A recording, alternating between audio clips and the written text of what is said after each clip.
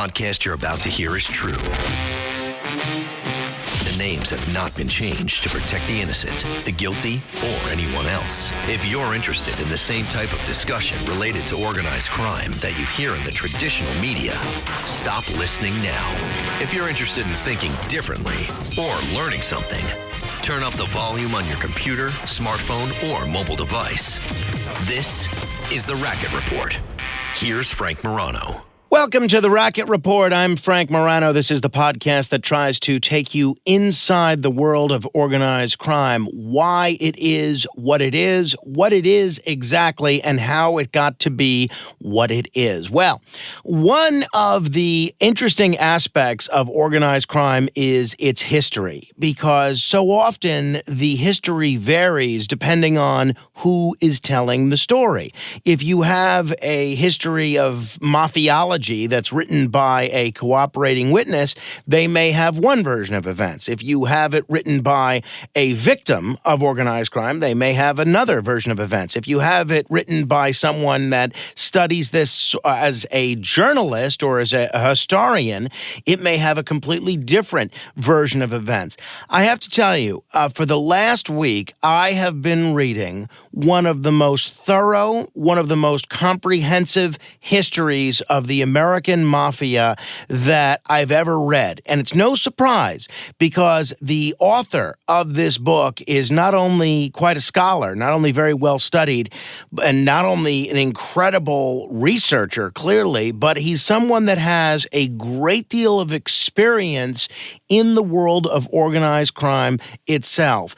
I've been very eager to have this gentleman on the podcast. He is very much in demand, a very sought-after speaker, a former Mafia Associate, a television host, and a best-selling author whose latest book is Borgata, Rise of Empire, A History of the American Mafia. Very pleased to welcome to the Racket Report, Louis Ferrante. Lou, thanks so much for joining me on the Racket Report. Thank you for having me, Frank, and what an introduction. Well, that was fantastic. This book is tremendous, and I'm not just saying it. I mean, you basically early on say that your inspiration for the style of how you tell this story is based in the history of the Roman Empire, and in other parts it's based on the history of the Third Reich, and you can tell the various inspirations from other histories that you drew from in writing this book. I want to focus primarily on the book, but just so folks know who you are and where your perspective comes from, you began as very much a part of the mob lifestyle. You were a mob associate. Tell people how you came to be involved in mob life, Lou. I grew up in Queens, and I began with stolen cars, and stolen cars eventually evolved into running a chop shop and supplying auto body collision shops with parts in my neighborhood. And from there, I was in a body shop once, and I noticed there was a big toolbox that was worth several $1,000s with the contents. And it was a giant Snap-on toolbox. It was probably as tall as me. And I asked the guy about it, and he said, the auto body shop owner, and he said, yeah, he says it's worth a lot of money, and the truck comes once a week, sometimes every few days. And I said, what's it got on the truck? How much, in merchandise? And he said, it's probably got 100,000 on the truck. And I said, you want one? And that's how I started hijacking. And once I started hijacking trucks, I started meeting different people. I met different fences, which are the guys who take your goods and then they sell it to someone else. So they have contacts. And as I just, everything, I guess, grew from there. And eventually they find you, the guys in the life, guys on the street, they will find you. If you're hijacking trucks and you're making money, I put together a pretty good crew. Then we eventually went on to bigger heists, and we continued with the hijackings. And anybody in the mob used us, not specifically, we were with the Gambino crime family, but I worked with other families too. Anybody could bring me a tip. I would just have to put it on record with my own family. And I had somebody that I dealt with. on that level, but anybody could bring me a tip. And how foolish would the mob look if somebody, let's say, owes a big mobster maybe $500,000, let's say, in backed up gambling debt, and then he says, "Well, I got a tip for you. I could square the bill." I mean, how foolish would a captain or a capo look if he says, "Well, I wouldn't know anybody who could do that." They'd call me and they'd say, "Louis, you get with this guy, see what the tip is, if he's got if it's legit." And then I would scope it out, check it out, and then if it was good, I would do it with my crew. And then we usually gave that's an instance where I'm just using a hypothetical where a guy squares off a debt, but usually a tipster would come to me and get a percentage, and I'd give the guy something. Sometimes trucks were given to me. Sometimes a guy drove a truck, maybe for a company, or drove trucks out of Kennedy Airport, and he would come to me. He experienced hard times for one reason or another, and wanted to make extra money, and he would come to me and say, "Look, I'll give you the truck," and he would pretend to be hijacked. And other times we just hijacked the truck. We just took it. We took the guy, and we would let the guy know, "We don't want to hurt you. We just want the merchandise. We just want the truck. We promise you you'll be home with your wife, this afternoon." And I regret all the things I did. Just so your listeners do know, I went through a long time in prison. That's where I taught myself. I read my first books. I became an avid reader. I read 18 hours a day. Wow. I eventually taught myself the art of writing and became a writer, and studied every single day. I ended up doing 8.5 years in prison. I faced life in prison. I was lucky to get off with 8.5 years. Well, so I want to get into what prison was like for you and how you ended up there. But just to be clear, we've heard a lot of stories from people that we've talked to who go down a wayward path that has to do with organized crime, and that it was a family thing. Their father was involved in that life. Their uncle was involved in their life, and those were people that they wanted to emulate and be like. Other times, folks describe a kind of a glamour that certain individuals in the neighborhood had, and they wanted that kind of glamour. They wanted those the expensive cars, and they wanted that kind of lifestyle. What you're saying is a little bit different. You didn't necessarily have a mob mentor that you were trying to emulate. You were just interested in crime, and because you were doing it so well, the mob came to you. Yeah, I mean, that sums it up. I mean, at some point or another, as I'm getting deeper and deeper entrenched in crime, I would see those guys, like the wise guys they had a tan in the winter, they had a Rolex watch on, they had a beautiful car or a few cars, they had a couple of girlfriends. And, you're young and ignorant, and you look at them and you say, "My mother and father break their asses every day. And these guys are living a life over here." So, obviously there is some type of like a materialistic law for that lifestyle. But yes, you are right. I didn't come from a mafia family. My parents, my father was a law-abiding man. My mother came from a little bit of a crooked family. I used to go visit my uncle who was a hijacker when I was a kid. We would drive all the way up to Sing Sing. I could remember sitting on visits with him where my feet didn't even touch the ground. So my mother's family was a little crooked, but not mafia. So I did, to put it bluntly, I did come up on my own in crime, and things evolved. One thing happened, another thing happened, and the next, and so on, until I found myself in these places where I didn't expect to find myself. But yeah, and at the same time, I did notice that as I'm getting deeper and deeper into crime, it's something that, you're seeing guys that are successful at it, and they look like it. They look like they're successful. Years later, you could go through the list of people of who died, who got whacked, who went to jail for life, who became a snitch. You're just seeing them in the moment. You don't have a long view of what their lives might be like in the future. And that's also part of when you're young and you're ignorant. You don't see those things. Now with experience and age, I could see somebody heading towards, time and again, I've seen people in my life, whether relatives or friends, who seem to be heading toward, a collision path in one way or another, not necessarily a criminal life, but in other ways, maybe constantly fighting with girls or their wives, or, and you say, "Oh, this poor guy's going to be divorced in no time," or, you could see the long view, which I couldn't have seen that when I was young. Now I could see, if I saw wise guys today living a life, I know that it's short-lived. The government's going to eventually get them. They're going to eventually have to become rats or go to prison for the rest of their lives or something. But yeah, so that's how it sort of evolved. You mentioned your time in prison. How'd you wind up in prison? Obviously, when you're committing crimes, it's more likely that you're going to wind up in prison than if you're living life on the straight and narrow. But in your case, what were you arrested for? What ultimately happened? I was arrested. They came for me all in one shot. What happened was I was pretty much getting away with a lot for a long time, and we never got caught in the process of a crime. The closest we got was I got a tip on an armored car once in California, and we flew to California. Back then, before the age of terrorism, before 9/11, we just shipped our guns, our walkie-talkies, our police scanner, our duct tape, everything you could think of. We shipped it UPS to a friend's address in California, and then we flew down under phony names. You could book a ticket, Joseph Russo or whatever name I used to book a ticket. You could never do that now. But back then you could do that. I'd call a girlfriend I knew and said, "Could you do me a favor and book 2 tickets or 4 tickets or whatever it was for such and such an airline and get on the planes." So we were in California the day before we were going to hit this armored car. It was a Loomis armored car.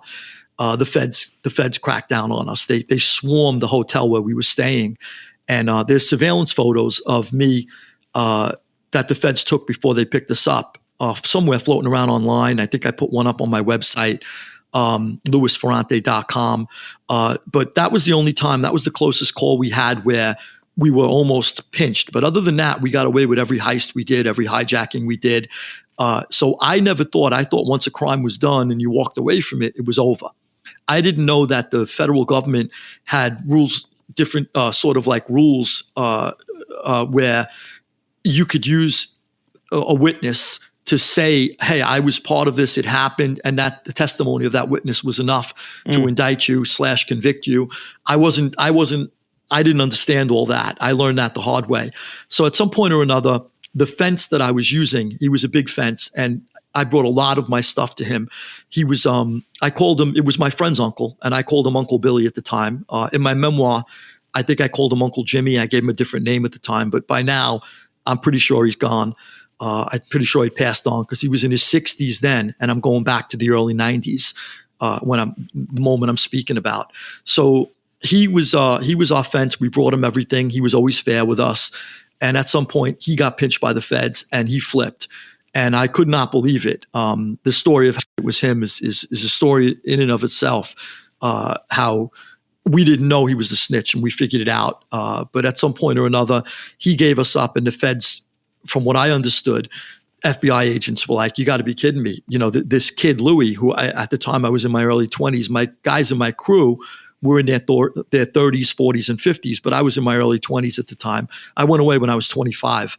So, the feds were like shocked to learn that I was the guy committing all these different heists and stuff. And they came after me with everything they had, with the kitchen sink and more.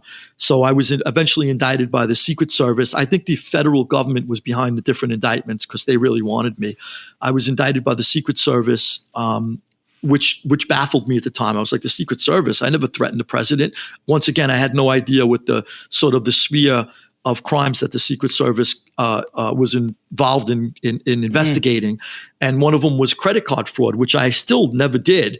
But I was involved in, these other guys were opening up businesses, and they would open up a dummy company, get approved to accept credit cards, run $40,000, $50,000 worth of credit cards through the business, and then basically just close up the business and move on and do it again and again until they started screwing each other. And that's when I got involved. As the mob guy, one of the guys who was involved came to me and said, "Somebody owes me money from this scheme." And I said, "Listen, pay the money or else." And that's sort of how they roped me into that indictment. So that was one indictment. Then there was another indictment where I was arrested for something that a co-defendant of mine, he eventually became a co-defendant of mine on a federal case. But at the time, he had done this particular armed robbery, and they pinched me for it. It was a heist. It was he went in for a safe, but I was, somewhat involved in the conspiracy, but I wasn't the guy who did it. He did. And I was arrested as the guy who did it. And I obviously wasn't going to say my co-defendant and the feds did it. So I took the rap for that. And then he, me, him, and 6 other guys, 8 of us all together, were eventually indicted by the feds on a Hobbs Act, which is like a RICO indictment. And that was the big case against us. That was the one I faced the most time for. Quick question, Lou. Obviously, I referred to you as a mob associate, which you were.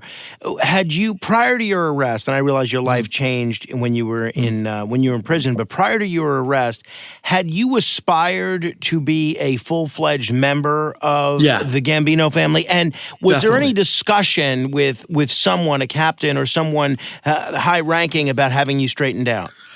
Yes. So friends of mine, to I guess I could sort of like, the best way to explain it is the best friends of mine, one in particular, but a couple, who I did things with from when I was younger.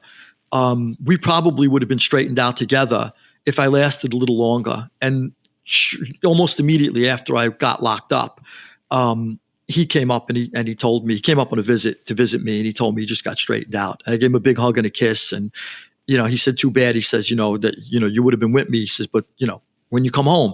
And then, so it was something still when I first got locked up that I still wanted. And I figured, look, I do my time and, I'll come home and get it.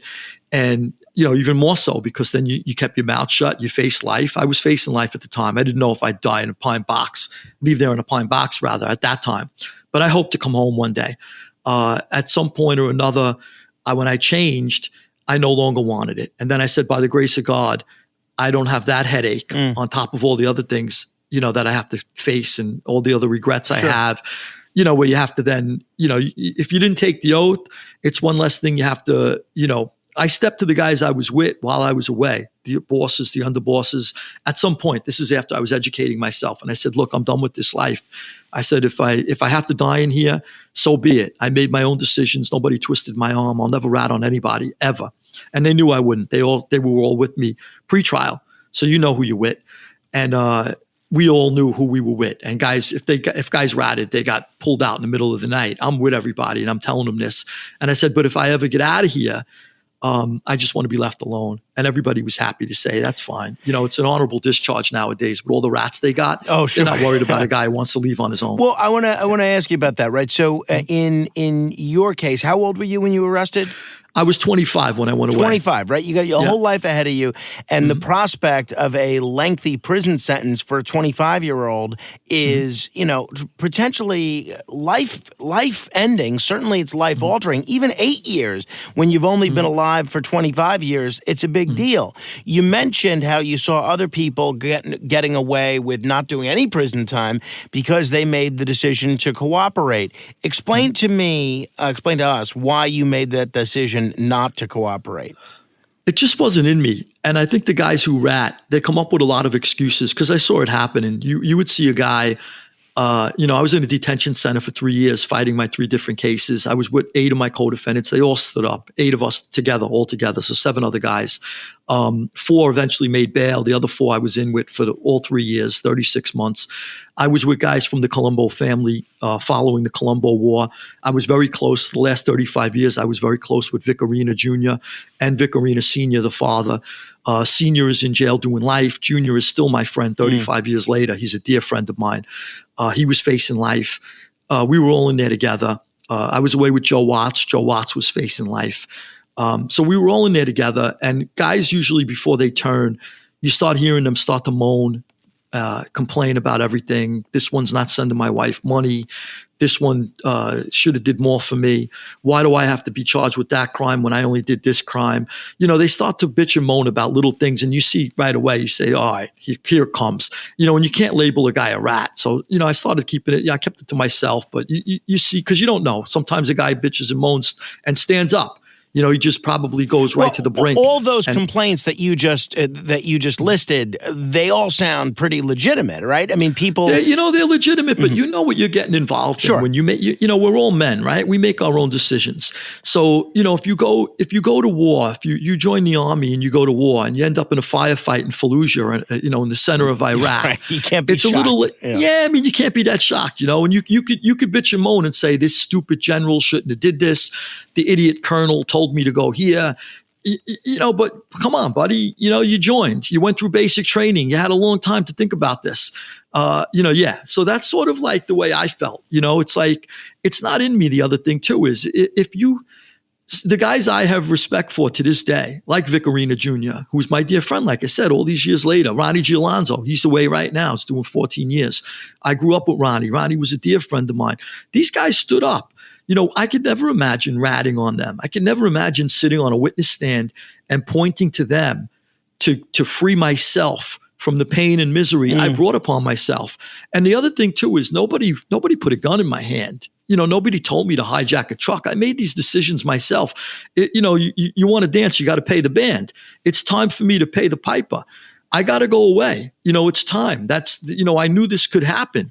These guys who were surprised. Let's use Sammy the Bull for an example. Sammy the Bull is surprised that he's in jail now for 19 murders. You killed 19 people. What's the surprise? You're surprised that John Gotti was a big mouth? You were in his company how long? You heard him saying everything he said on the tapes. You were across from him on a couch. You didn't know he was saying those things? So, it's not a surprise. What's a surprise is you didn't realize you can't do the time. That's what the surprise is. And, that's sort of like they break weak and they go bad. So I feel like that's something that was not in me. I didn't care if I served life. And a lot of people go, oh, what do you mean you faced life? How'd you only do 8.5 years? I'll tell you how I faced life, just for anybody who's skeptical. I was on a Hobbs Act. Let's say there's 10 counts on a Hobbs Act, which there was, give or take. Each count is a 10-year statute. So if you blow trial, you get 10 years for each of them. Each time a gun is used in the commission of a crime, it's an additional 5-year statute, or was when I was in prison. So that's another 50 years across the board. So I'm facing 150 years. Will the government give you that 150? Absolutely. If you have the gall, if you have the audacity to try them, to make a judge, to tell the judge, I'm going to tie up your courtroom for the next 3 months. You're going to pick a jury. The prosecutor's going to have to prepare his case or her case. And I'm going to drag the entire United States government through this farce because I want to be acquitted. If you get convicted in that trial, they're going to give you that 150 years. Because I can't tell you how many times, Frank, people came back to the detention center and blew trial with the same cases I had. And cried on my shoulders. Got 79 years, got 150 years, got 130 years, got 92 years, got 69 years, time and again, crying on my shoulder. So, that's the message too that they send when they give out those steep sentences. They're basically sending the guy back to the detention center to cry so that he lets everybody else know, take a plea. If you're offered a plea, take it. Don't hold up the courts. If everybody went to trial too, the criminal court system would grind to a halt. We lock up too many people. Yeah, we could never. So they give you incentives to cop out. Oh no, no doubt about it. All right, one more question just about your journey, because I think it's relevant to at least one section of the book that you talk about here, and then I want to get into the book here. Two-part question, I guess. One, you're in prison. You're having your criminal cohorts tell you when you get out, you'll get straightened out. That could be a very exciting thing for someone in their 20s who, up until this point, has only been a criminal. Tell me the moment that you decided to leave the mob life and to chart a new course. And also tell me about the role of religion or finding religion in changes you made in your life. Okay. Great question. So it wasn't like it's both. It's something that the decision to leave that world, to leave the life, came as a gradual thing and also to a pivotal moment. And I'll explain. So the gradual part was I'm locked up with a lot of different guys from the different families. And when you would hear a guy got whacked, a guy disappeared, you just automatically assumed, because you believe in the life. And that's how I was very naive. I believe that if somebody disappeared or if somebody got whacked, he had it coming. He must have did something against the Borgata, the Brigade. And it's the same way as a nation. We believe in our laws as a nation. If somebody sells nuclear secrets and the guy is fried in the electric chair, you shrug your shoulders and you say, okay, these are the laws of our country, whether you agree with them or not. I don't agree with capital punishment, but whether you agree with them or not, these are the laws of our country. And the guy was fried. You broke the law. I had the same sense of sort of logic when it came to the mob. I felt like if maybe a guy cheated on with somebody's wife, he wasn't supposed to be with her. Maybe he stole money from his crew. Maybe he did something to have it coming. I automatically assume. Then I'm away with these guys and everybody's indictments are laid bare. And we're all sitting at the same tables every day. We eat together and everybody bullshits about their different cases. So everybody's indictments are laid bare, as I said. And a lot of guys who committed multiple murders are talking about the murders, what they have on them, what evidence they have, what they don't have. And you would start to hear that. A lot of guys died. And 90-something% of them died for no reason at all but greed. They were killed. Somebody wanted something they had, and then they would use an excuse to kill them. And I'm saying, wow, I was in a snake pit. I'm going, Frank, this was crazy. These guys would have killed me in a split second, and I had no idea. I was around cobra snakes who would strike at you in a minute for something you had and they wanted. And I didn't know that. Not my close friends. I mentioned Vic Arena. I mentioned Ronnie Gialonzo. My close friends would never do that to me. But the bigger mob, the family, guys in that we were dealing with on a regular basis, 90% of them would do it in a minute. And I said, wow, I was in a snake pit. I don't want anything to do with this. That's crazy. And take, for instance, Gas Pipe Casso. For anybody who's heard of him, he was the underboss of the Lucchese family. Gas Pipe would time and again label somebody a rat and then have the guy killed. Time and again, the guy was not a rat, but Gas Pipe either wanted something he had, whether it be money, or he feared him for some reason or another and wanted to dispose of him. And then time and again, after he killed all these guys, Gas Pipe gets locked up and cries and becomes a rat. So, I mean, I'm saying to myself too, imagine being the poor schmuck who got shot in the back of his head, dumped in a 6-foot hole, because Gas Pipe ordered it. And then somewhere, from the beyond, he's looking down at us saying, I died for this guy who became a rat in the end. And he mislabeled me one. So I just didn't want to be that guy. I was done. I said, this is beneath me. This is not something I signed up for. So that's sort of happening. And then that's sort of happening in my mind. I'm reevaluating. I didn't make the final decision yet. It was something that was really just like, I'm thinking it through going, this is a horror show.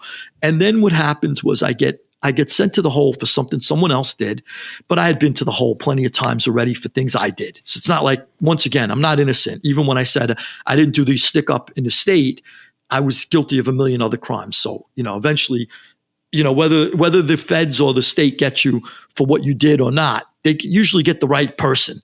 Let's put it that way. So I'm sent to the hole and for something someone else did. And while I'm in there, they're asking me if you didn't do it, who did? And I'm telling the guy to go F himself. And at some point or another, they opened the food slot. The guy did, the lieutenant of the guards, the captain of the guards, whatever. And he says, look, I'm not giving you any food unless you tell me who if somebody assaulted a guard, threw an apple at the guard, and the apple broke apart in the guy's face, which is assault. It's assault on a guard. Sure. You can't throw objects at a guard, even if it's edible. You're not supposed to. So in the end, they didn't charge me because they probably had no proof that it was me. The guy probably just said it came from that direction. And everybody in my row, it was a dormitory at the time, a detention center, was 65 years old or better. So they grabbed the kid. I was probably 26, 27. And they pulled me down to the hole. So in the hole, talking to this guy through the food slot. And I said, look, I didn't do it. And another thing, and I reached through the hole and I grabbed his tie and I wanted to give him a yank, because I was frustrated. And, I'm cooped up in the hole. He's accused me something I didn't do. I figured I'm going to get hit with assault charge anyway. I may as well get in an assault. So I grabbed him by the tie and I pulled the tie off his neck. And I said, it's a clip-on. Yes, OB. And I threw it back through the food slot. And he stood up, looked through the reinforced glass, and he says, of course it's a clip-on. He says, you think we'd wear real ties in here with you animals? So he says, look at yourself. He says, you're an animal in a cage. And he walked away. And he made me, that was a pivotal moment because I thought, and I said to myself, he's right. I'm an animal in a cage. And even though I was innocent of this particular incident, I have done things to be put in the hole already. And so when you're in the hole, it means the prison that is holding you already isn't small enough. You're being put into a smaller cage because you've misbehaved. You've done something, to create a disciplinary problem. So here I am. I'm in a cage. I'm an animal. And I said, my mother didn't raise me this way. My mother tried to raise me right. She did her best. Although she came from a crooked family, my mother was legitimate. My mother didn't want me hijacking trucks like her brother did. Sure. She didn't want me taking numbers like her father did. We used to call my mother Marilyn from the Munsters because she was very different from her family. And so in the end, your older listeners will know who they were. Oh, yeah, everybody knows the Munsters. Okay, good. So basically, that was sort of like a pivotal moment where I said, my mother didn't raise me this way. And I had deep regret. By the time I get out of that hole, I was dragging my feet. That my feet weighed a ton. I just like the regret that was just holding me down. I wish that the concrete ceiling would fall on top of me because I said all these people I had victimized, I had no right to do any of this. So what's interesting, Frank, is going back to the ratting thing. I'm changing my life now. I decide that this life isn't for me. So I have nothing to gain from it when I go home. And I still have an opportunity to rat. And I said, it's either in you or it's not. There's no way I'm going to rat. Even though I don't want nothing to do with this life, I have a very low opinion of 90% of the people who were involved in it. I still don't want anything to do with ratting. I'm not going to rat on people. I'm not going to take the stand and point at them and try to unload my problems onto them when I created my own problems. So, I guess it's a sense of, I believe wholeheartedly in accepting responsibility for everything you do in life, whether it be prison or anything else. Just don't point the finger. We live in a world where every 4 years, the next president blames it on the last one. It doesn't matter which party, they both do it. We're inundated by this sort of like kind of constant, pointing the finger elsewhere. Harry Truman said the buck stops here, but I read Truman biographies. He wasn't always living up to that either. And a lot of people just, it's all around us. It's in our corporate culture. It's everywhere. And I just feel like, omerta, the original meaning of omerta, which I discovered when I did my research for the book Borgata, the original meaning of omerta was not just the code of silence, which many of us know it to be today. That's what we think it is. Oh, it's keep your mouth shut. You don't talk. You don't, the silence, omerta. Omerta was being dutiful as a man, whether it be taking care of your wife and kids, whether it be taking care of your family. An old Sicilian would be considered by living up to omerta if he just was a man, if he worked all day and he cared for his family. Even if, believe it or not, I cite a case where, Italians in the mob had gumadas. They had girlfriends on the side. But you were still living up to omerta, it was believed, in a bit of a twisted ideology. It was okay to have a gumata on the side, as opposed, to, as long as you came home to your wife every night. But it was a disgraziad. You were a disgraziad if you didn't come home to your wife, because your wife deserves a good husband. And, again, it's a twisted morality, because obviously you shouldn't be cheating on your wife and saying I'm moral. But, in that world, in the world of omerta, you still have to take care of your wife. You owe her that duty, and you still have to take care of your friends. And it also goes into the code of silence. You take care of things yourself. If you have a beef with somebody, you don't call the police. You take care of it yourself, because you're the man.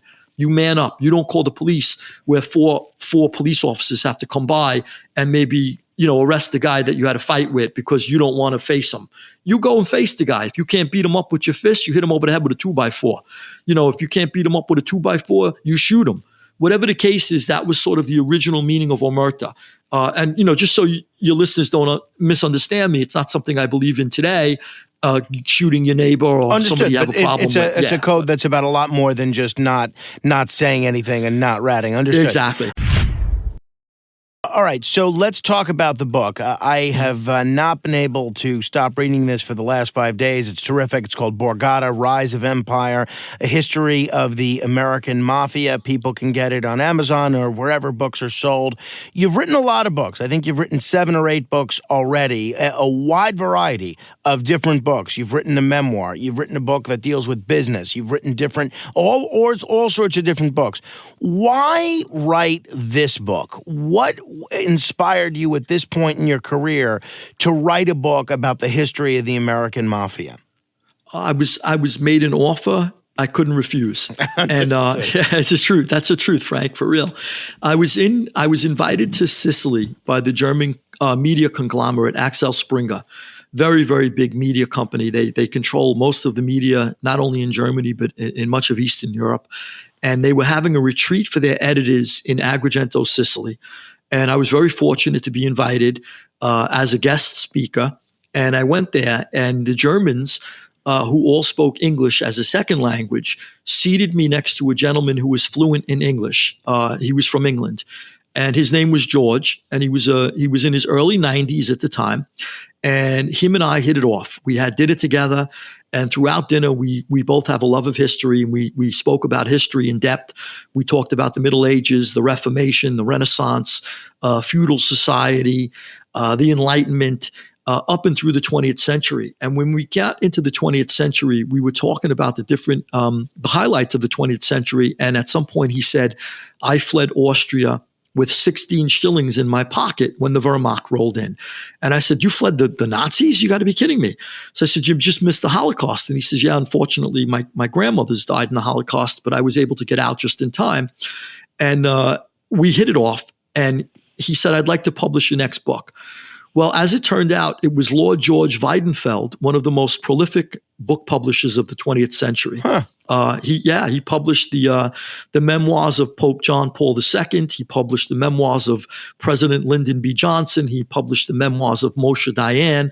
He published the Double Helix by Crick and Watson, a groundbreaking book that led to everything about the decoding of DNA, etc. And I was just blown away. And as I understand it, throughout his career, he would match authors with ideas. He would meet someone and then have a discussion with this particular author and then recommend a book, and then he would commission it. And as I understand it, I was the last author that he did this with. So he was placing me, an ex-convict, in the company of some of the greatest authors in literary history.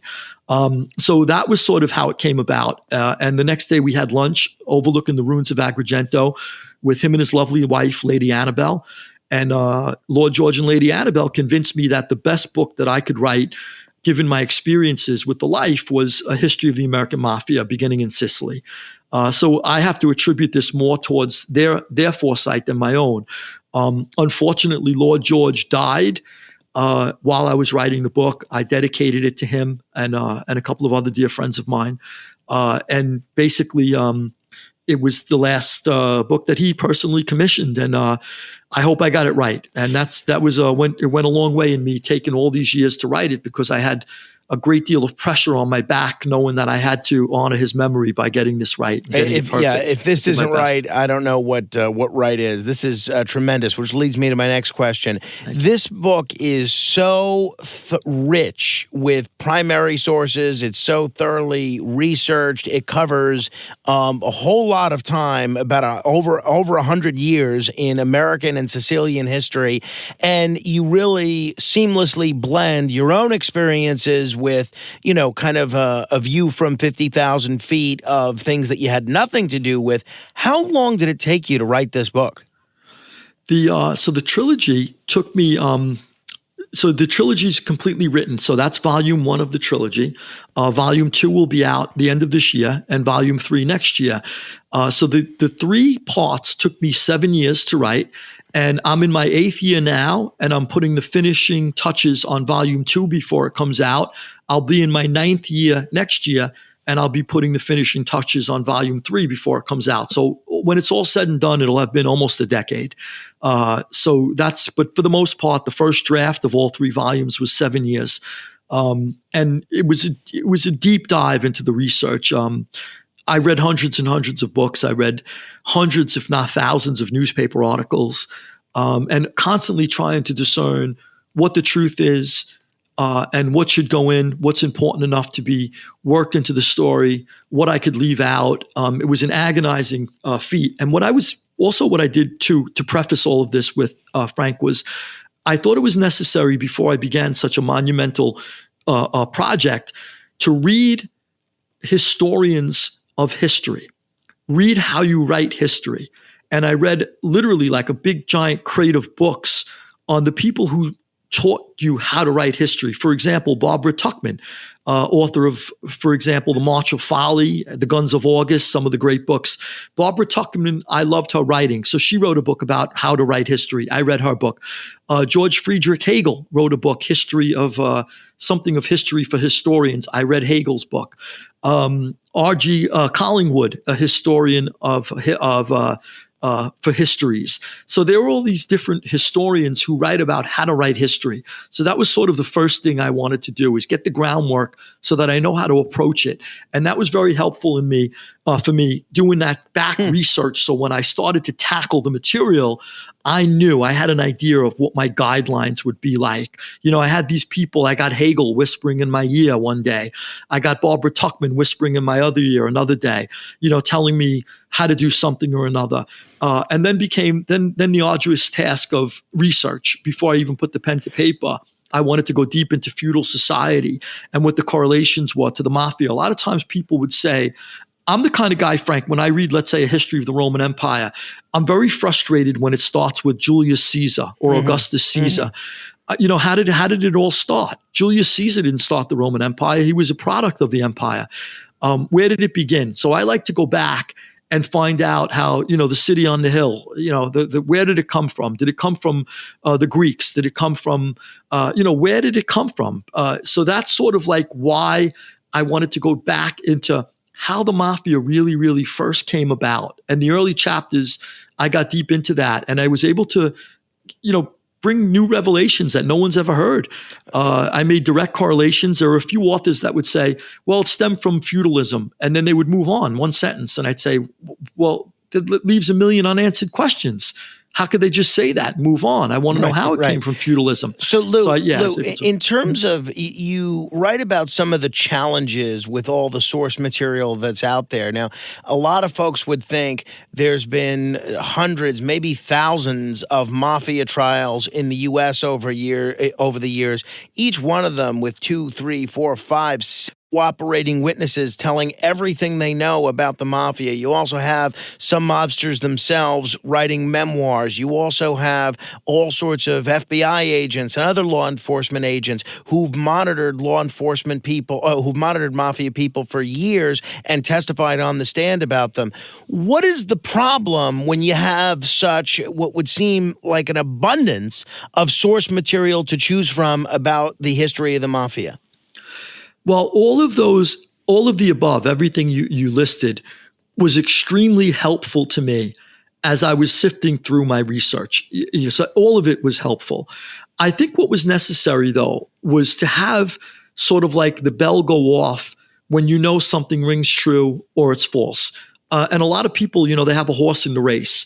A lot of people are biased. You could have a defendant who's on trial have a very different view of the case that's on trial as opposed to the prosecutor, as opposed to the snitch, as opposed to the detective, as opposed to the judge, as opposed to the jury. Everybody has different views of this case, and everybody has sort of like they're part of it. Let's say, for example, the defendant is part of this, so he may not see himself as guilty as the prosecutor sees him. Then the snitch might have reason to lie because the snitch maybe committed 6 murders and only wants to tell you about 2 of them because he doesn't want to talk about the other 4 because he happened to have murdered his wife's brother and he doesn't want to mention that because his wife will leave him. Or he doesn't want to mention that he made $30 million on a deal because the government's going to ask, where'd you get that $30 million? Where is it? We'd like to know. We'd like to see it. We'd like to have it. So he may keep that from, exposing that in a courtroom. So everybody has a different, and by the way, prosecutors lie too. Oh, sure. We like to believe they don't, but they do. They want to convict people. And a little white lie here or there to get a conviction is no big deal to them. But it is to me when you're trying to find the truth. And so I was able to take, for the most part, all the different players that you had mentioned and just sift through all this like overabundance of material and try to find what exactly happened in each specific case or in each event. And when I was in prison, I didn't want to read true crime at all. So I would be in jail and I'm reading biographies, I'm reading histories, I'm reading science, I'm reading physics, I'm reading all these different books. And the last thing I wanted to talk about or read about was true crime. But other guys, the few who do read in jail, read true crime. And I would hear a lot of mob guys reading mob books going, bullshit, no way, never happened, give me a break. And I remember hearing that when I was in jail. And, then they would curse the author or, curse the snitch who wrote it or something and say it's not true. And then when I started doing my research, I remembered all of that. And I'm saying, wow, time and again, I would come across something that supposedly Frank Costello did, or Albert Anastasia had supposedly done, or Vito Genovese or Lucky Luciano. And I knew if it could have never happened. I knew if it was possible. I knew if it was impossible. And if it was impossible and I knew this what could have never happened, I wanted to trace the source and find out when it first came into print. And then 9 times out of 10, if not 10 out of 10, I would find that all of the subsequent editions of different books, all of the different books rather that came subsequently to that initial story would source that first one. Then the third one sources the first 2, the fourth one sources the first 3 as having gave them the story. But nobody ever questions it. Nobody is ever analyzing the original source and saying, could this have happened? So I would go back and I would not only tell the reader in instances where I'm debunking a myth, I would not only tell the reader, this didn't happen, you should trust me, I lived a life. I would explain it to the reader and say, this is why it could have never happened. I want the reader to go on this journey with me and understand how to think like a mafioso, so that when he or she sees something that's sort of like rings a bell, they'll understand it, they'll know themselves if they read another book. So I bring them on the journey with me. And I think that's the best way to do it without obviously lecturing anybody, because I get in and out of those stories quick. All right. I don't want to bog anyone down. Let's get into some of the history here. And we want to encourage people to read the book, Borgata, A History of the American Mafia, and get a full picture of the history. But let's give some of the highlights. How did things get started in Sicily, with the roots of the American Mafia being in Sicily? How did things get started? It was an incredible story. So Sicily was at sort of like the crossroads of empire. It sat for a long time, sitting there in the Mediterranean, sort of halfway between the European continent and halfway between North Africa. So it's sort of like it was an agricultural heaven for people. So the Roman Empire called it the Roman Republic's granary. So they're constantly being invaded, and it's a relatively small island. In comparison to the big European continent or the African continent. So here it is, Sicily, constantly having different invaders from different places. The Spanish were there, the Arabs were there, the Greeks were there, the Romans were there, the Byzantines were there, the French were there, and so on.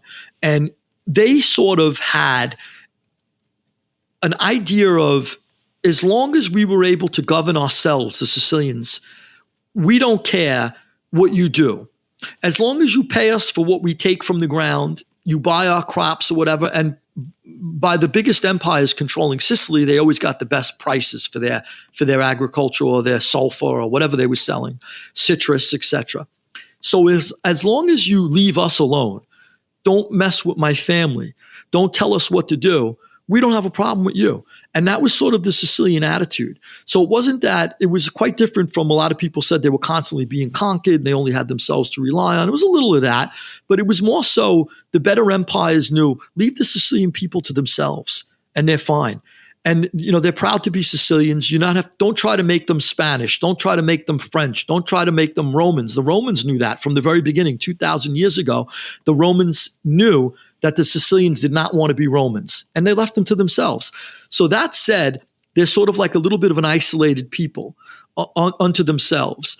And then what happens is there's sort of like a confluence of different events that take place in the 1800s at the same time. There are all these secret societies cropping up. First, feudalism ends. And so feudalism reigned throughout Sicily, as it did throughout the European continent. It was done away with. The Sicilians kind of preferred that, a lord of the manor, sort of like in charge of the local place and stuff, as opposed to we're going to now push a democratic liberalism on everybody. We're going to go to the ballot box. We're going to vote for a parliament, and we're going to wait, what is this? I don't understand this. I talked to Vito in the piazza. Yeah. He's 82 years old. He tells me when my daughter could get married. He tells me if the neighbor did or didn't steal my crops. So why do I got to deal with this parliament? Why do I got to have a bunch of laws that are written by some Ivy League guy who got a law degree, and he's going to tell me what laws should affect me in my village. I know the laws; they're word of mouth. We know what we can and can't do to each other. So they pushed back when feudalism ended, and they were told that these new ways, there's going to be law books and there's going to be ballot boxes and all of this stuff. We don't want that. So that's the first thing. Then Italy becomes eventually unified during the days of Mazzini and Cavour and Garibaldi. Garibaldi being the sort of like the head of the soldiers who eventually eject the Austrians from northern Italy and the French from southern Italy. He kind of tells the Sicilians, look, if you fight with me, you'll have your independence when it's done. And the Sicilians thought that was a good deal. They've been invaded by so many countries. Okay, we'll have our independence. So they fight with Garibaldi. When Italy finally achieves independence and it becomes a unified Italy, just like Bismarck had unified Germany, Mazzini and Cavour unify Italy. They did not get the independence that they dreamed of. And they were part of Italy proper. And they're told, you're part of Italy. And then they pushed back. They were really mad about it. So Italy said, we're going to hold the vote. And most of the Sicilians believed that the vote was fixed. And they did not vote to become part of Italy. They were totally against it. And time bears this out because they never wanted to be part of Italy. So they considered Italy their latest overlord. No different from the French, no different from the Spanish, the Arabs, everybody else who had been to Sicily. Now it's Italy. So we don't want to be part of Italy. So now all of the secret societies that overthrew the old regimes were done away with around the same time. They started sort of like the Jacobins during the French Revolution. Then they had Young Italy prior to Italy becoming unified, Mazzini's Young Italy. So all of this, the secret societies, once they achieved each state, in each state, nation in Europe achieved independence, the secret societies sort of withered away. But all of this stuff you could see, the mafia took directly, and I make direct comparisons in the book. They took the things that the secret societies did that are almost identical to a mafia family and how it operates, whether it be the different secret societies in Italy would have capos, captains of 10, of 20. They took that. They would have nom de guerres, where they had nicknames. They took that. They would have what kind of stocks this guy come from. They would look into you before it gave you an oath. The oath, I juxtaposed an oath in one of the Italian secret societies in the 1800s with an oath that mob turncoat Joe Valachi took in the 1930s and testified about it in the 1960s in front of Congress. The two oaths are almost identical, and they're nearly 100 years apart. What was that other secret society that had that similar oath? I mean, I don't think people have an appreciation that secret societies were so prevalent back in those days. They were. So Young Italy was the main one. That was Mazzini's, and it was sort of like the predominant one. Mm-hmm. But there were a lot of other ones. There were the Adelphi and the Guelphs and the Carbonari, and there were all these different different Italian secret societies. And once Italy, their primary goal was to eject the Austrians and the French from Italy. Once that was achieved, there was no use for these secret societies, so they naturally disintegrated. But the mafia, you could see that they salvaged the parts, and they took almost. And I literally give a list of the things they took from them, and they took it then, and they went underground with it. Now, why did the Sicilians have to use these things from these secret societies and go underground? That's an interesting question too. That needs to be addressed given the information I just gave. Italy did not like that the Sicilians always thought of themselves as independent and didn't want to be conscripted as soldiers into the Italian army. We only fight for ourselves. We fight for our families. We don't want to fight for diplomacy gone awry on the continent. That's ridiculous to us. So they don't want to be conscripted. When men were conscripted, a lot of times they went as bandits into the mountains and sent home food to their families. They don't want to be conscripted. They don't want to be heavily taxed. Why do we have to pay taxes to the government in Rome, originally Turin? We don't need to pay. Why do we have to pay exorbitant taxes and the money doesn't come back to us? Our money should stay here in Sicily. We have to pay the money. We have to pay 100% of this money to Rome so they could give us 50% back for a road that never gets built. This is ridiculous. So the Sicilians were totally against it. And the biggest driving force pushing back against the government in Italy was the mafiosos. And I break that down really, really good. Absolutely. In the book where, it's people have to check out the book. As I indicated comprehensive, very interesting. Now, let's talk about so we have the Sicilian roots of what then became the American Mafia. How then does the Mafia as we know it begin in the United States? You refer, and I think it's a very clever analogy, you refer to the Mafia's Plymouth Rock. Who were the Mafia pilgrims? So that what happened was when the United States abolished the horrid institution of slavery, we here in this country, our ancestors or whatever, they needed cheap labor. The people, especially in the South, needed dirt cheap labor, but the industrial North needed cheap labor as well. So they welcomed in all of these Southern Italians at the time.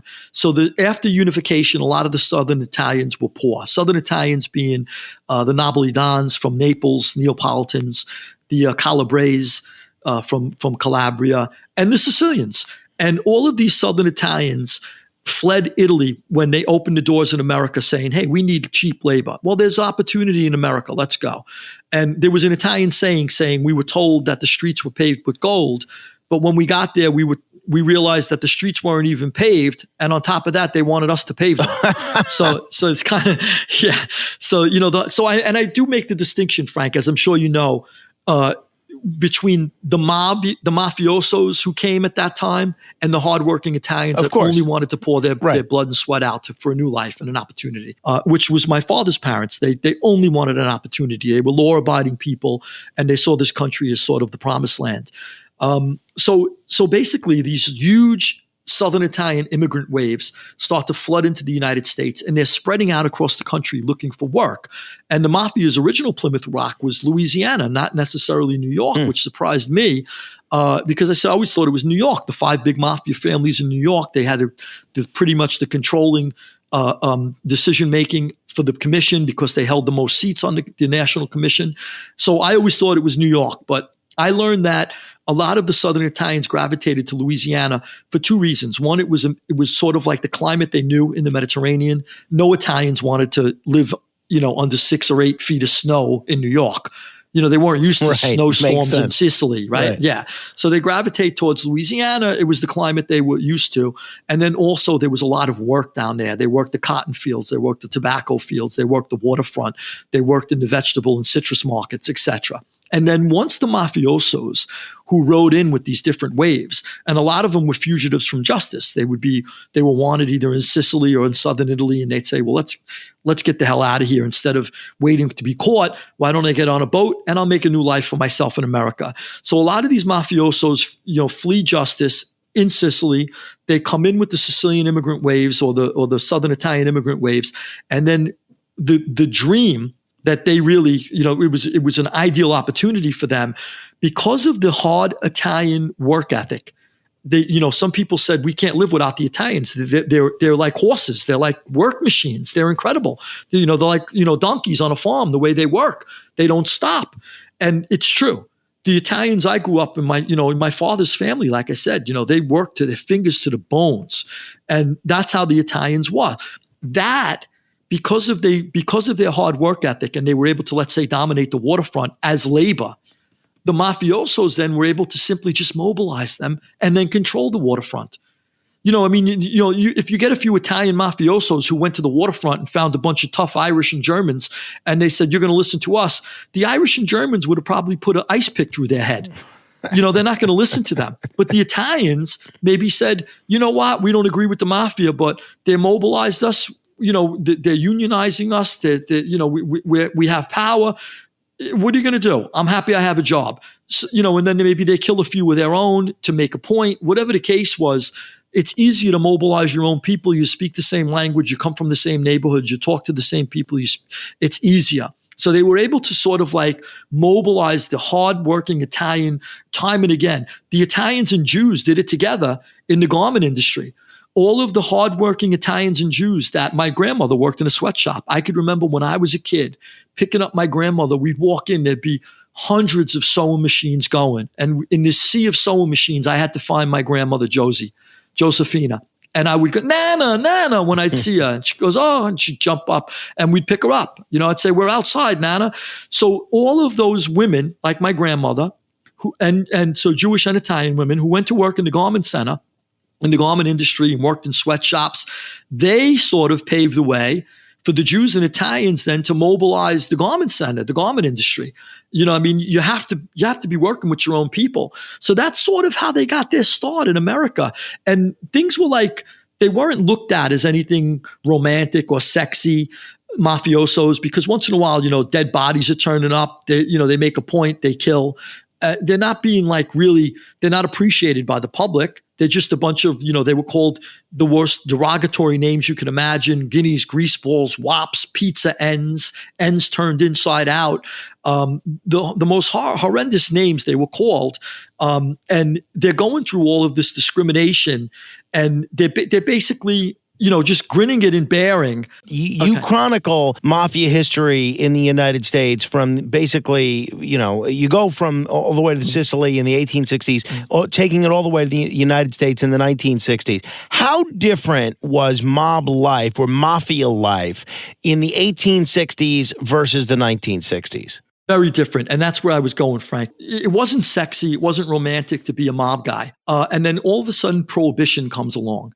And when Prohibition came along, the entire United States almost unanimously is up in arms, other than this small lobby who was able to push it through Congress and make the United States dry. Besides that small lobby, the rest of America is up in arms. The Germans want their beer. The Irish want their beer. The Italians want their wine. What the hell's going on over here? So the mob suddenly becomes, wow, they're opening up speakeasies. They're supplying us with liquor and alcohol. Maybe they're not so bad. And by supplying a demand, which Al Capone said, he said, what do? We supply a demand like anybody else does.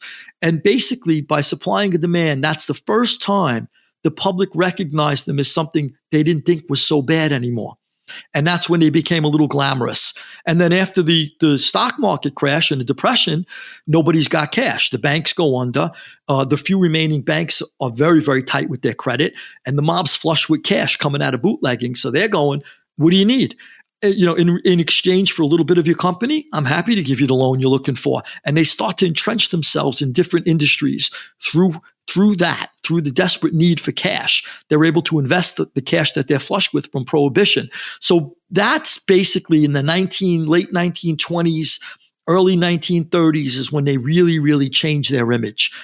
That's something that goes away years later when they become involved in the drug industry, et cetera, and everything else. They tarnish their own image.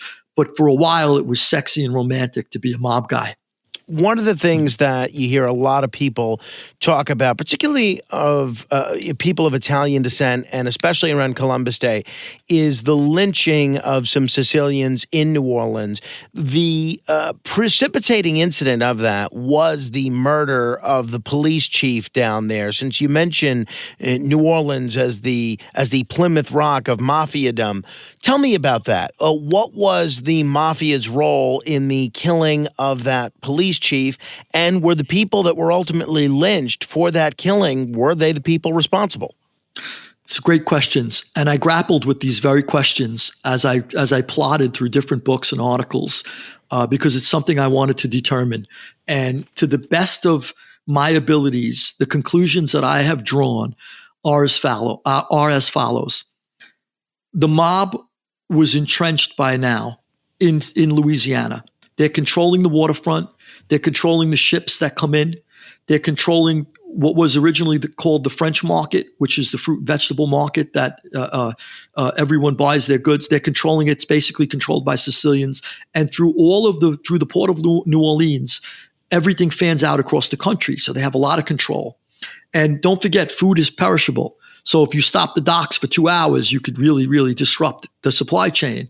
So at some point or another, the Italians are in control of New Orleans, and two Italians have a beef with each other. Two different Borgatas have a beef with each other, Provenzano and Matranga.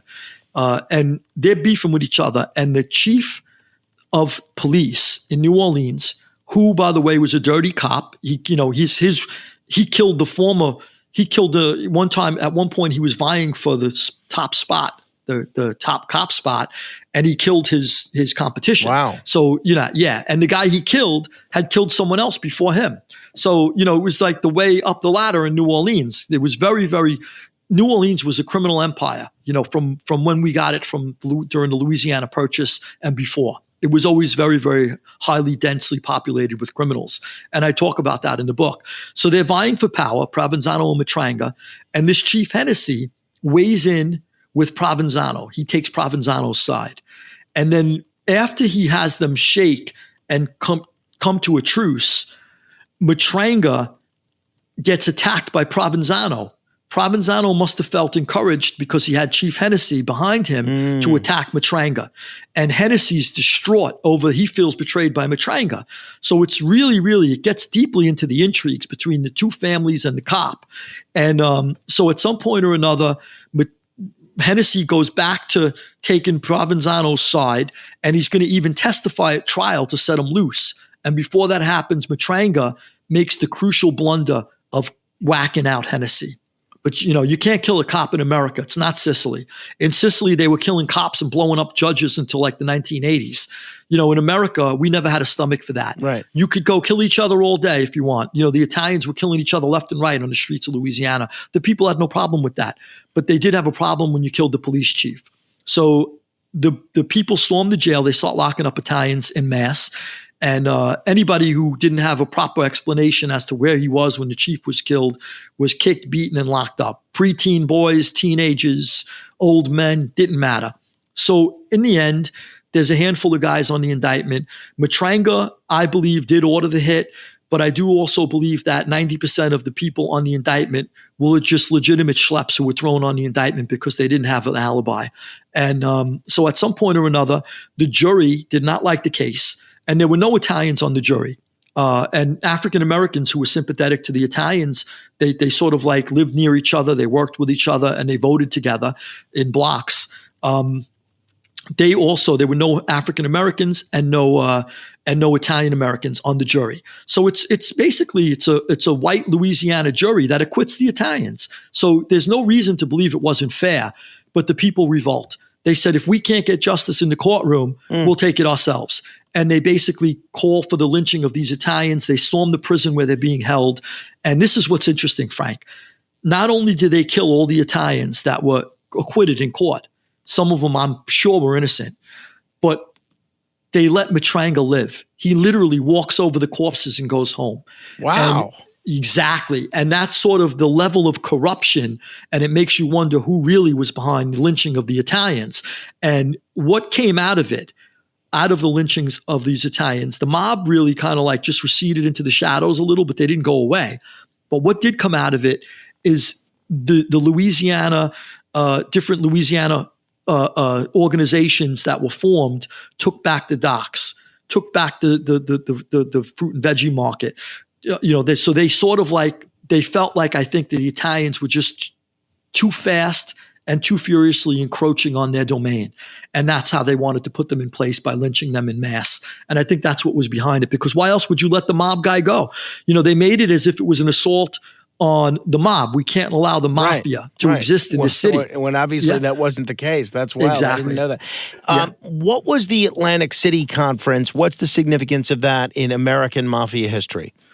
The Atlantic City Conference was a big deal. After, when Prohibition was ending, the Italians and Jews who were working together throughout Prohibition, they felt that they needed to have a conference where they would try to plan out the next steps at the end of Prohibition. Obviously, Prohibition would mean that the money water faucet would be turned off.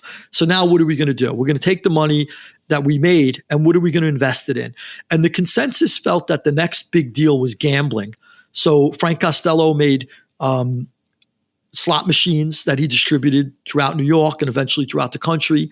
Meyer Lansky, on behalf of Lucky Luciano, started opening up casinos in different parts of the country. Eventually, Vegas comes about. Eventually, they get a foothold in Havana, Cuba. They open up casinos there. But it was basically a conference of all the different gangsters across the country who met in Atlantic City, and they wanted to bang heads and figure out, what's our next move? what are we going to do next? Obviously there were other things on the agenda. There was a lot of bloodshed in Chicago over the bootlegging wars. They wanted that to come to a stop. They wanted Capone to stop, killing people. There were other things on the agenda, but the main agenda was where are we going and how are we going to move forward? Like any other big conference for a company, right? So, if Microsoft holds a conference, they're only going to talk about Windows 8 for a few minutes before they try to figure out what's Windows 20 going to look like. So, and Windows 50, what is that going to look like? So it was sort of like forward thinking. Where do we go next? And the consensus was gambling. And then I move into that. Slowly but surely, we get into the gambling and we go to different places. We follow Benjamin Bugsy Siegel to Las Vegas. We follow to Havana, Cuba. And with these two very, very tough, very honorable Jews, we follow all of their Italian friends who were in the mafia. Imagine this. The best pasta sauce you have ever tasted sits abandoned on a plate. Wasted sauce. That is a tragedy. If only you had used Barilla al Bronzo pasta. Its bronze-cut texture holds your sauce and scoops up every last drop.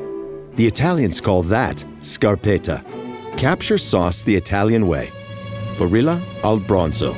Click or tap the banner to find out more. One of the things that I got a big kick out of in your book, because it's something I never thought of and wouldn't think to make the connection, but it was also an aspect of mafia history that I was unaware of, where you're comparing the Protestant Reformation and Martin Luther to a mafia rebellion, and you're comparing what the Catholic Church was doing in the sale of indulgences with what Albert Anastasia was doing. If it's the first time I heard this, I'm sure it's going to be the first time a lot of other folks heard this. What in the world does Martin Luther and the Reformation have to do with, or how can it compare to the mafia? Great question. So I'm an avid reader of history. So anytime I get an opportunity to slip in a little analogy for history. It comes across in this book. Absolutely. Thank you. Yeah, thank you. And I feel like, if you know about it, you'll enjoy it. It's entertaining. If you don't know about it, it should hopefully, incite you to look it up and find out, which is great. So basically, Martin Luther, he had it with the church. They were selling indulgences. They're selling cardinal hats. They basically turned the Catholic Church into a corporation at the time. And that's how he sort of galvanized all of the people to get behind him and start this Protestant revolution, right? That we're gonna break away from the Catholic Church. We've had enough. And because the Pope should have been more responsible. The Pope should not be selling indulgences. He shouldn't be selling, you can't forgive people if they pay you. You're not God. You don't have the ability to just forgive somebody if they pay you enough money or donate enough money. You don't have the ability to give an 11-year-old kid a cardinal hat because his father dishes out 50,000 ducats or lira, whatever it was at the time. So at the same time, I saw when I realized that Anastasia and Frank Cheech Scalise, his underboss, were basically selling buttons. And this infuriated the people who earned it. They said, you shouldn't be selling buttons. I put in years for this. I earned it. I did this. I did that. I killed 18 guys. I made millions of dollars before I got my button. And now somebody just hands you 50 grand and you put a button on them. That's not fair. What's going on here? So what happened was Anastasia became like a Borgia or Medici Pope, where he felt it was okay to just dish out favors for enough money and sell things that he had the power to sell or give. And that's sort of like the connection I made between Martin Luther and there was a revolt in the mob. They were unhappy with it. And eventually Frank Cheech Scalise got killed. Anastasia, I believe, threw him under the bus. And then Anastasia got killed because of Vito Genovese, which was a different intrigue. But he was also tagged with that. I believe he was guilty of it. I'm sure Genovese did too, but Genovese killed him for other reasons. He felt he was a threat to his power. You also make a comparison from another aspect of history which people might be familiar with, the Nuremberg trials, where a lot of the Nazis that did these horrible things, they basically said, hey, we were only following orders. Is that a common defense in mob cases? It is. I think a lot of the rats say that. So, we'll use Sammy the Bull as an example again. When he took the stand against John Gotti, he basically said, look, I killed people, yeah, but I'm just following orders. John Gotti tells me to do it and I do it. That's the Nuremberg defense. Mm-hmm. If we allow the Nuremberg defense, if we didn't acquit them, we didn't give them a pass, we hung them. So, the men who were tried, at Nuremberg, with the exception of very few. Albert Speer got off.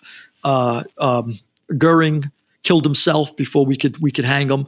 But for the most part, those guys were killed. We didn't accept it. It was unacceptable. So if it was unacceptable in 1946 and 47 and 48 when the Nuremberg trials were held, why is it acceptable today? I know this book largely stops at the 60s, but I know you follow this stuff, and you may even have a large number of relationships that inform your knowledge on this. What's the mob like today? That's a pretty common question that I get, and I'm curious what your take on that question is. It's in a terribly degenerative state at the moment. They don't have the things they once had.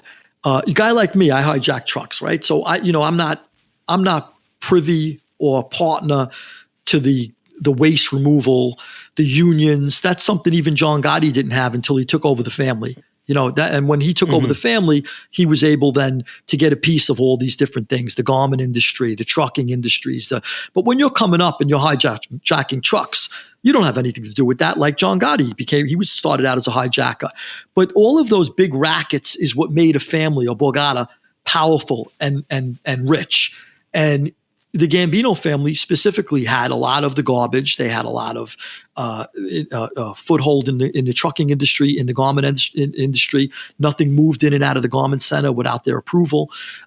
They had a lot of different unions infiltrated. Lucchese family as well. Lucchese family had the carpenters union. They had the painters union. A lot of those things are gone, and those were the big gravy trains for the mob. You could still loan shark. You could still run a gambling book. You could still, maybe extort a guy here and there, but that's not where the big money is. The big money was when you controlled the unions and you could control, remember the Windows case in the 90s where $200 million in contracts for new windows throughout all of the projects in Manhattan and the Bronx. They wanted energy efficient windows. The city did. And the city has to give these contracts to somebody. And the mob was able to get all the contracts. They made the whole 200 million went to the mob. They don't have that. They don't have the window unions anymore. They don't have the steam fitters. They don't have the all of the different people who were instrumental in helping them get those huge contracts. They've lost. A lot of times either through RICO indictments, where they weeded out. I was away with Anthony Calagna. Anthony Calagna was a great guy. Anthony was the head of a union. Anthony told me, basically, he's gone now. I could talk about him. He's deceased. But Anthony told me basically, and he was a great guy, by the way. He was a wise guy second. He was a union guy first. He was sort of like a Hoffa, like a Jimmy Hoffa. Sure. And he cared about his people. He negotiated great deals for them. But I asked him too, I says, well, what are you doing in here? I got kind of close with him. I says, Ant, what are you doing in here? Like, how did you end up in here if you did so many great things for the union? And the union workers, by the way, were writing letters to the judge, to the jail, trying to get him out because they loved him. And they were sick that the government appointed some schlep to take his place. They didn't want the government guy. They wanted Anthony back. So I said, so Anthony, what happened? How did you, where'd you cross the line and why'd you need the mob? Why'd you become a wise guy? What is this? Like, explain it to me. I don't understand it. I always wanted to know things. So he said, basically, Lou, he goes, when I took over this position at the head of the union, he says, you sit at your desk and he goes, and guys are bringing you envelopes for this or that or this or that. It's all built into the machinery already. And, you have to go with the flow. You got to work the machine. You can't say, well, I'm not going to take an envelope for that anymore, or I'm not going to give an envelope for that anymore. He goes, the whole thing will get torn apart overnight. These are things that are worked into the machine for decades. So that sort of was, and I don't believe it was a lame explanation. I do believe it was true. He was doing his time. He wasn't ratting on anybody. He took his lumps and he said, it's unfortunate, but that's how it works. And, and at one point or another, he became a wise guy in the Lucchese family because at times he has to deal with wise guys.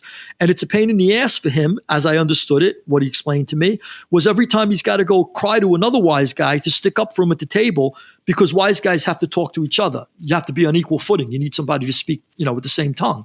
So Anthony would have to go find a wise guy rather, to deal with another wise guy every time he had a problem. So at some point he said it was just made sense to get straightened out so I could deal with people directly. Interesting. Yeah, it is interesting. Yeah. And there's going to be some people, Lou, that are, and I'm sure you've heard these criticisms over the years as you are promoting different TV shows or different books, that will criticize you for trying to capitalize on this to make money, to build your brand, to get famous. Even though you're not out there committing crimes, there are going to be folks that are saying you're out there benefiting indirectly from the public fascination with mob life, which is basically criminal activity. I'm sure you've heard those criticisms, and how do you respond to them? Well, then we have to then strip Martin Scorsese of his $1 trillion, and we have to strip Francis Ford Coppola of his $1 trillion. I mean, those guys are doing the same thing, right? They just make mob movies. Martin Scorsese just keeps coming out with new mob movies. But what I did was, it's not like I'm talking about. This book is about. It's 7 years of research and writing. Sure. I put in the labor. Will I ever get paid back for all of those years? I didn't get paid big money to write that. You bust your ass and you have to, I'm not Stephen King where they cut me checks for millions of dollars and tell me to just go relax on an island, on a Caribbean island, and write your book and call us when you're done. You got to figure out how to survive in the meantime, and you got to keep pushing forward, and, all of the the ecstasy and the agony, God only knows, right? So a lot goes into it, and hopefully a lot comes out of it. But I'm a historian. I shouldn't be deprived of that right to be an historian. Agreed. Agreed. I mean, and that's all it is. It's history. And, I can't help the life I lived. I've tried to pay it forward in every opportunity I've had. I've done a lot of things voluntarily. I used to try to get into the U.S. prison systems here. They never let me in. They didn't want my advice. I wanted to help. I used to offer myself for free. They didn't want it. But the Brits did bring me over. I went throughout up and down Great Britain. I visited all the different prisons. I never took a penny from them when I did that. And then one day I got a phone call from 10 Downing Street, said the Prime Minister wants to give you an award for all the voluntary work you did. So, it pays off. But, do I get paid for that? No, I got an award. I hung it on my wall. It's nice. Would I rather had money? Sure, but you don't get money for that, and I didn't want it. So. Duly noted. Lastly, Lou, I'll ask you the question that I ask everybody, and you might be in a better position to answer it, given not only your firsthand experience but all the research you did for this book. You talked about Marty Scorsese and Francis Ford Coppola and all these mob movies that have been made over the years. What do you think is the most realistic mob movie you've ever seen? Doesn't matter what era it covers or what crime it covers or if it's based on true events or if it's fictional. What's the most realistic mob movie? Believe it or not, I didn't mean to knock him because he gets it right. Martin Scorsese in Goodfellas got it right, and Casino. I mean, that's the blood and guts, the greed, the killing, he got it right. Scorsese, and my friend is Nick Pileggi. Nick Pileggi is an absolute brilliant writer, one of the finest men I've ever met in my life, a man's man, and a brilliant writer. Nick Pileggi wrote the book Wise Guy, which became the movie Goodfellas, and then he co-wrote the script with Martin Scorsese. And Pileggi knows what he's doing, and they get it right. They make that movie was excellent. I also The Sopranos, I eventually watched. I did not want to watch it when I was in jail. Guys used to watch it every week in the TV room. You guys had HBO in prison? In certain prisons. When I went to the state every week, I don't know if it was reruns, but every week they said, Louis, The Sopranos is on. You got to come watch it. So, so we had it. We would get movies too. I mean, in Lewisburg, we had a movie theater that was like an RKO Keith's. Wow. Look, if you could give mobsters movies and popcorn, bread and circuses, right? I mean, or convicts, I should say. Right? So that's sort of like, if you could placate them, they do. So we had movies every week, and I guess they had HBO in at least one of the prisons I was in because they never missed a Sopranos. So I would say, look, I'm not in the mood to watch that crap. I lived it. Right. You lived it too. I don't know what you guys. So you watched it later on, and what'd you think? I thought it was great. I thought it was great. Lorraine Bracco optioned for a year. Unfortunately, she wasn't able to make a movie, but she optioned my first book for a year. And I said, oh, wow, I'm going to meet Lorraine Bracco. I never watched The Sopranos. I better catch up. Let me watch an episode or two. And I got sucked right in. I thought it was phenomenal. I thought they did a great job. And the reason why I say that, Frank, is I was in houses. I was in Pete Gotti's house for many years. And Pete Gotti's wife was Kitty Gotti. And Victoria Gotti, John's wife, used to come over. And you're around then the wives, you're around the husbands, you're around the kids. And I saw like the families firsthand. And by the way, too, I want to tip my hat to Victoria Gotti, Kitty Gotti. They were really, really tremendous women in the sense that they weren't like you watch the Real Housewives of this or that, and they're like, chewing gum, going F you, you know who my husband is, and I got a Mercedes. Sure, I know Mrs. Gotti, Victoria, and I find her not only to be incredibly tough, but incredibly classy. She's a great lady. The mother, John's wife, yeah, right? Victoria Senior, yeah. Yeah, classy woman. And so I used to see, I'd go to the house, and they'd say, Louis, come have some coffee and cake at the table. When I was at Pete's house, Kitty and Victoria would say it. They were definitely first-class ladies, so I don't want to say them. But The Sopranos got a lot of the interactions of family life, I thought, really good. Mm-hmm. Like how Tony Soprano comes home and how he acts with his family, and then he goes to the club and how he acts with Chris and Paulie Walnuts, etc. I thought that they did that really, really well. Sort of like it's almost like two different men.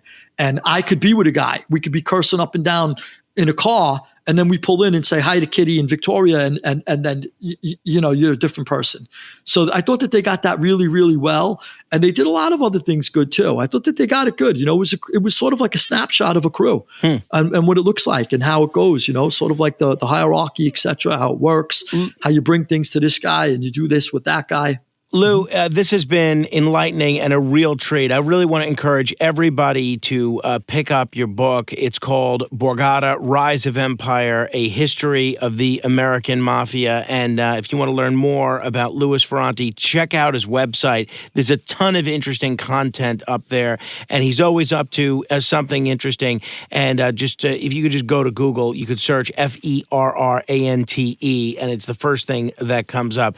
Lou, I enjoyed this very much. Thank you.